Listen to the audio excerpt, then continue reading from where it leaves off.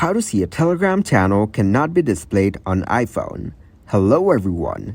In this video, I will show you how to see a Telegram channel cannot be displayed iPhone. First of all, open up the Telegram app. Once you get into its app, click on the settings icon from the bottom right corner. Now from settings, click on privacy and security. Then scroll down in privacy and settings to find out the disabled filtering option. If you're not able to do so, then click to open the web browser. And make sure your Telegram account is opened in the web browser. Go into settings from here and choose the privacy and security option. Then click to enable the filtering option from here. After that, you will be able to see the channels on your app. If you're experiencing this issue on a specific channel and not others, it's possible that you may have been banned from the channel, or there are restrictions in place. Contact the channel owner or admin for clarification. Thank you guys for watching this video. Hope you got some value. Make sure to like the video and subscribe to the channel to get notified for new videos.